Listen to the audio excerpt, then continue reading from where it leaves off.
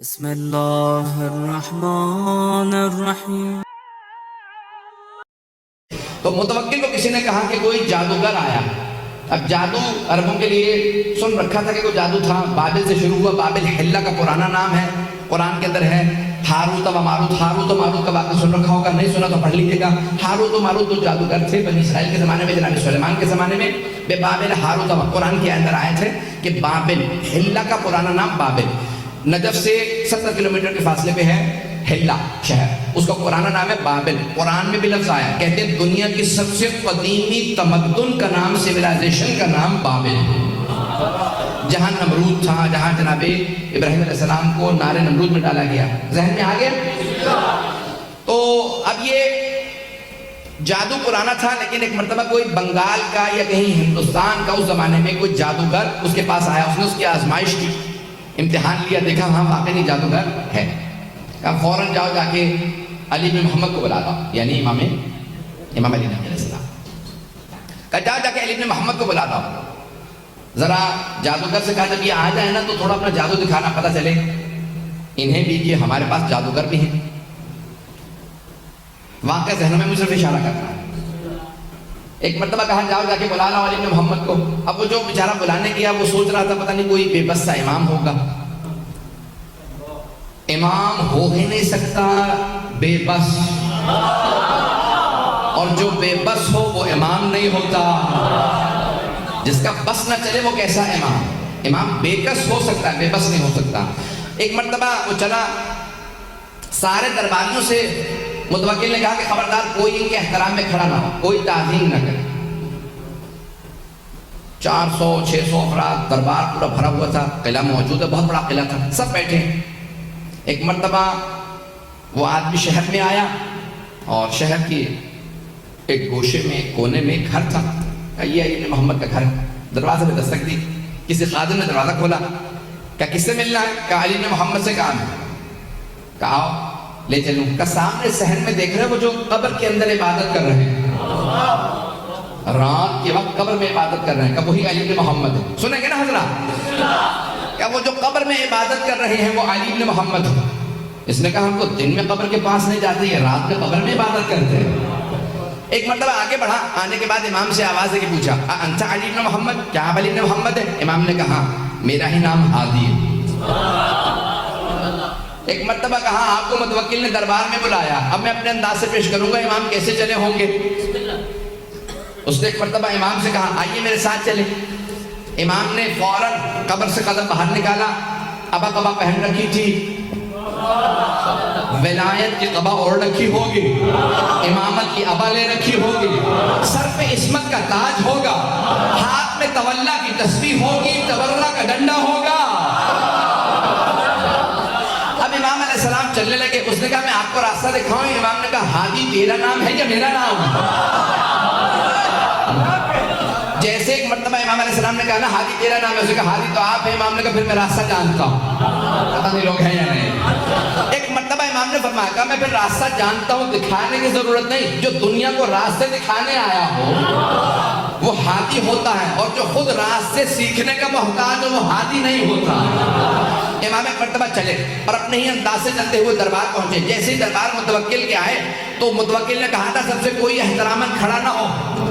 جیسے امام پہنچے آندھی سی چلنے لگی، خود بخود قلعے کا دروازہ کھلنے لگا، پردہ سر پہ سایہ کرنے لگا، اور سارے درباری خود بخود تعظیم میں کھڑے ہو گئے۔ خود متوکل اپنے تخت پہ کھڑا ہو کے کہہ رہا تھا فرزند رسول تشریف لائیے، یہ آپ ہی کا حق ہے۔ میرے تو وڈیرے بھی کہہ گئے اگر آپ نہ ہوتے تو ہم ہلاک ہو جاتے۔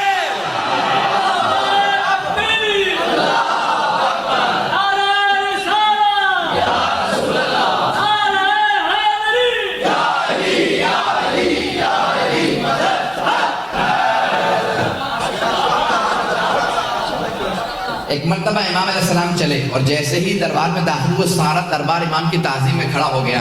متوکل نے کہا فرزند رسول تشریف لائیے۔ امام نے کہا ہمیں تیرے تخت سے ظلم کی بو آتی ہے، ہم تخت پہ نہیں بیٹھتے۔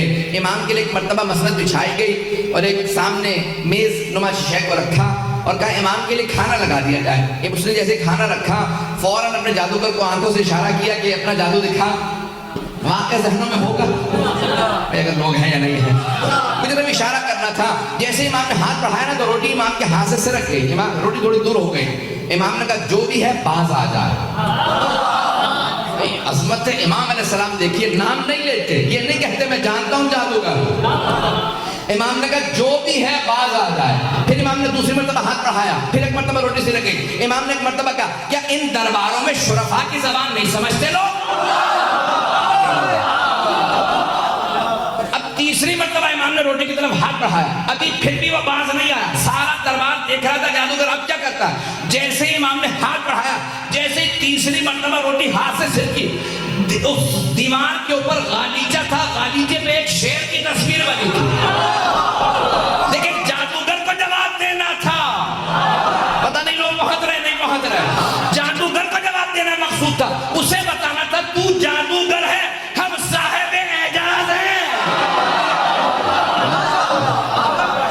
امام نے ایک مرتبہ وہ جو دیوار کے اوپر غالیچہ تھا, غالیچے کو دیکھا جس پہ اسد کی شیر کی تصویر بنی تھی. عربی زبان میں شیر کو اسد کہتے ہیں. امام نے شیر کو دیکھ کے عربی میں کہا ایھا الاسد, او شیر تو دیکھ رہا تیرے امام کی توہین ہو رہی ہے. ایک مرتبہ سارا بندہ پریشان ہونے لگا. لگ یہ رہا تھا کہ غالیچے میں جو شیر کیا عکس بنا ہے وہ عکس نہیں رہا, شیر بن رہا ہے. وہ شیر بن کے آگے بڑھا. نہ اس نے امام سے پوچھا کہ کسے کھاؤں. ایک مرتبہ جادوگر کی طرف بڑھا, اسے بغیر خون کا قطرہ گرائے پورا نکل گیا. اور پورا نکلنے کے بعد امام کے سامنے آ کے کھڑا ہوا اور ایک مرتبہ فصیح عربی زبان میں کہا فرزند رسول اگر آپ اجازت دیں متوکل کو کھا لو. متوکل نے ہاتھوں کو باندھا, کہا فرزند رسول اس سے کہیے واپس چلا جا, یہ دوبارہ عکس بن جائے. امام نے اشارہ کیا واپس چلا جا. کہا وہ میرا جادوگر تو واپس کر دے, وہ بہت قیمتی تھا, میں ہندوستان سے ہند سے لایا تھا. عربی میں ہندوستان کو ہند کہتے ہیں. کہا میں ہند سے لایا تھا, وہ معمولی نہیں تھا. اس شیر سے کہیں میرا ساحر میرا جادوگر واپس کر دے. ساحر عربی میں کہتے ہیں جادوگر کو. امام نے کہا جب جناب موسیٰ کا عصا اژدہا بنا تھا, اس نے فرعون کے جادوگروں کی رسیوں کو کھا لیا تھا. لیکن جب جناب موسیٰ نے اٹھایا تو دوبارہ عصا بن گیا. جب عصا بنا تو اس نے جادوگروں کی رسیوں کو اگلا نہیں تھا. اگر جناب موسیٰ کا عصا واپس کر دیتا تو یہ بھی واپس کر دیتا.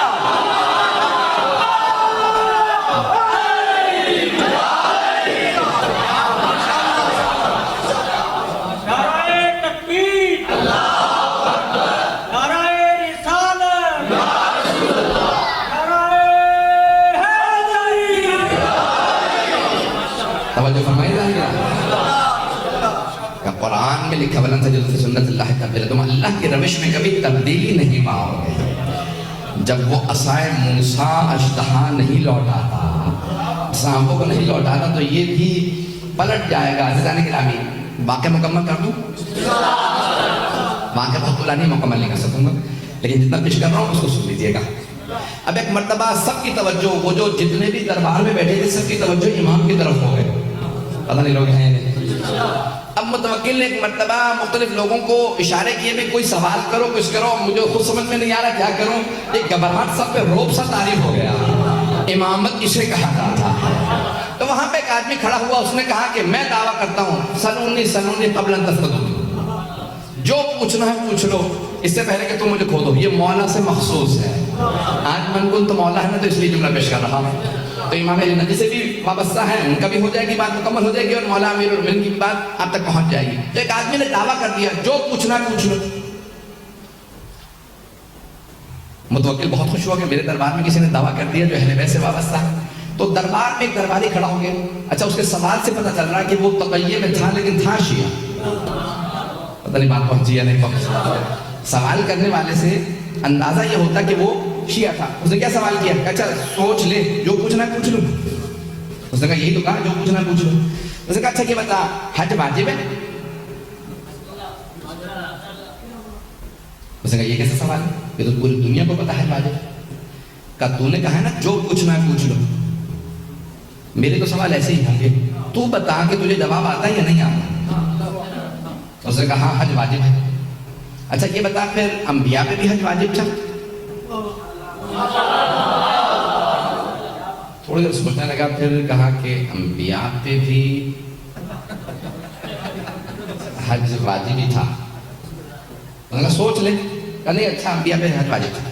اچھا یہ بتا پھر حضرت آدم پہ بھی حج واجب تھا؟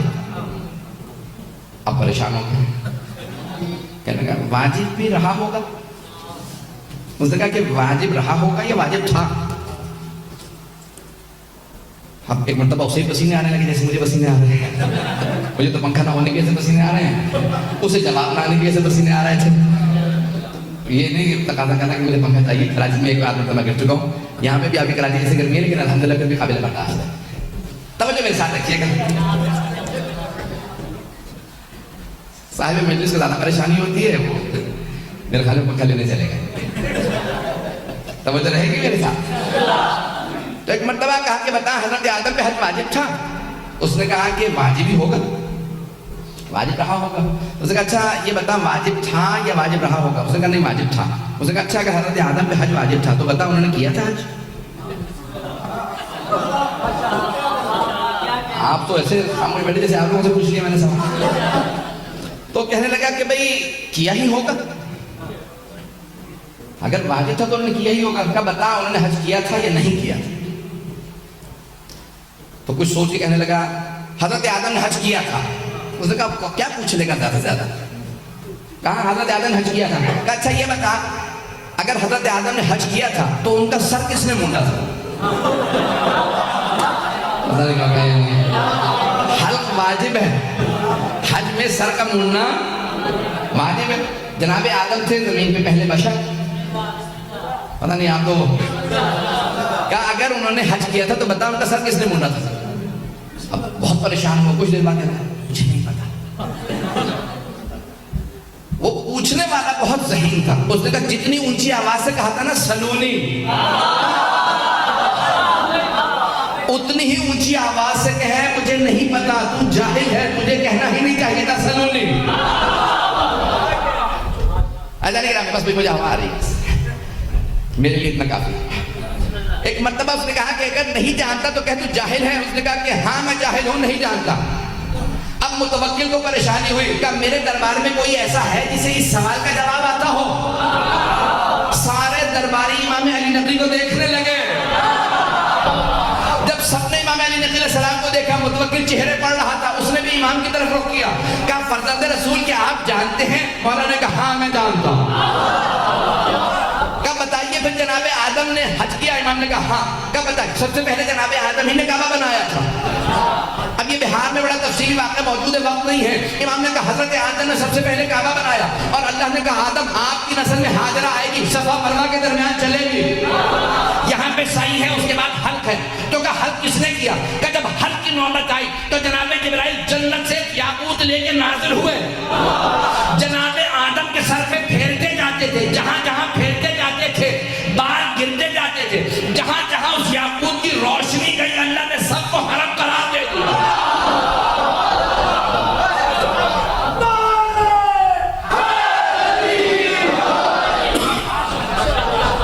امام نے سب کو حرم قرار دیا. ایک مرتبہ متوکل نے کہا فرزند رسول آپ کہیے سلونی. امام نے کہا کیونکہ میرے جد علی ابن ابی طالب نے کہا تھا اس لیے میں نہیں کہا, لیکن میں ان کے علم کا وارث ہوں, جو پوچھنا ہو پوچھ لو. عزیزان گرامی وہاں پہ سوال ہوئے, بس بھئی میں نے کہا وقت نہیں ہے, میں انشاءاللہ اگلے مسئلے میں جا رہا ہوں. تو ایک مرتبہ کسی نے سوال کیا بتائیے فرزند رسول یہ فجر کی نماز واجب کیوں ہے؟ فجر کی نماز واجب کیوں ہے؟ کہ جب اللہ نے جناب آدم کو زمین پہ بھیجا تو رات کا وقت تھا, ایک تو جنت کی جدائی, دوسرے اللہ کی ناراضگی, تیسرے جس جگہ پہ آئے وہاں تاریکی ہی تاریکی. تو جناب آدم پوری رات رو کر رہے. اچانک جیسے ہی صبح صادق ہوئی زمین کی مشرقی طرف ایک مرتبہ ایک لکیر سی کھینچی جسے صبح صادق کہتے ہیں, تو جناب آدم سمجھ گئے یہاں پہ روشنی آئے گی. اس روشنی کو دیکھتے ہی صبح صادق کے وقت جناب آدم نے 2 رکعت نماز شکرانہ پڑھی, پروردگارا تیرا شکر ہے یہاں روشنی آئے گی. اللہ نے کہا آدم تیری پوری نسل میں یہ تیری 2 رکعت نماز میں نے واجب قرار دی.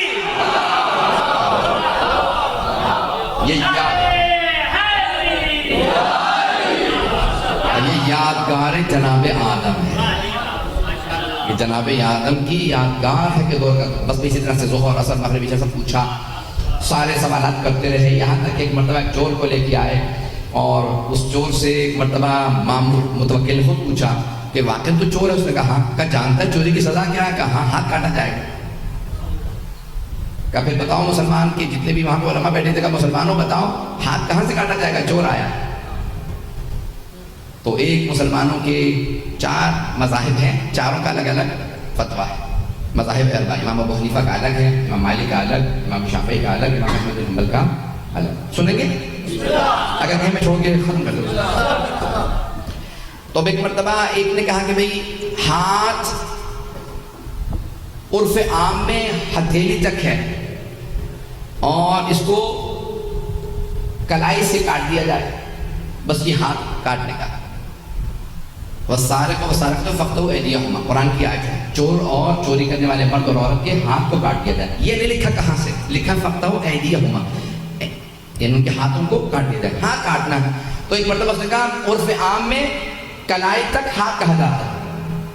تو دوسرے سے پوچھا بھی آپ کا فتویٰ کیا ہے, آپ کے مذہب کا؟ انہوں نے کہا نہیں, اللہ نے کہا فَاغْسِلُوا وُجُوهَكُمْ وَأَيْدِيَكُمْ إِلَى الْمَرَافِقِ, اپنے ہاتھوں کو کوہنیوں تک یا کوہنیوں سمیت دھو. ہم کہتے سمیت, وہ کہتے تک.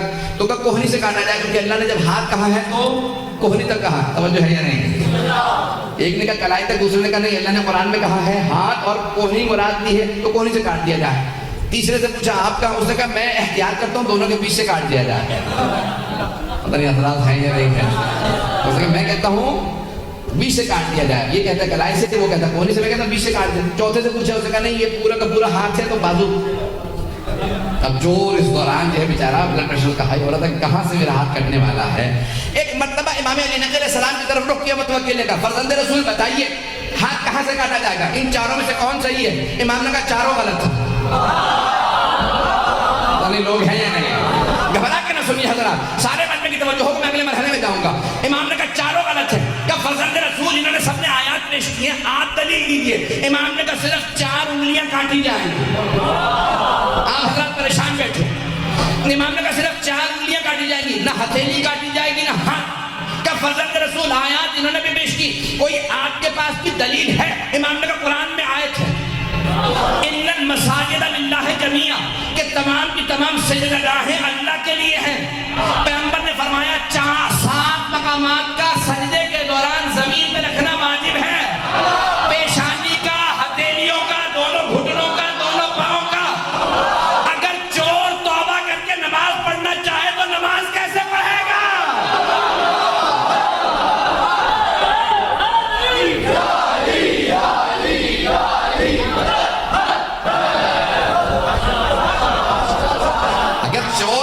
کر لے تو ہاتھ نماز کیسے پڑھے گا اگر ہاتھ کٹا ہوا ہوگا؟ تو اس لیے صرف 4 انگلیاں کاٹی جائیں گی. پیغمبر نے بھی 4 انگلیوں کا حکم دیا تھا. میرے جد امیر المومنین نے بھی 4 انگلیوں کا حکم دیا. ہتھیلی اور انگوٹھا اللہ کے لیے ہے, نماز کے لیے. کسی کو کاٹنے کی اجازت نہیں ہے. ایسا نہیں کہ پھر امام نے وہاں پہ تفصیل سے بتایا کہ چور اگر کسی تالے کو توڑ کے چوری کرے, کچھ اٹھا کے لے جائے تو ہاتھ نہیں, تعزیر ہے, حد نہیں جاری ہو. پتہ نہیں لوگ ہیں یا نہیں. حد جاری نہیں ہوگی, تعزیر ہوگی, کوڑے لگیں گے لیکن ہاتھ نہیں کاٹ سکتے کیونکہ اس نے تالا نہیں توڑا. تیسرے, اگر وہ یا اس کے بچے بھوکے تھے اور اس نے چوری کی تو ہاتھ نہیں کاٹ سکتے, تعزیر ہوگی کیونکہ جرم کیا. کوڑے لگ سکتے ہیں, جرمانہ ہو سکتا ہے, جیل ہو سکتی ہے, ہاتھ نہیں کاٹ سکتے کیونکہ حاکم پہ واجب ہے کسی کو بھوکا نہ رکھے. یہ پاکستان کے حکمرانوں کو بتا دو.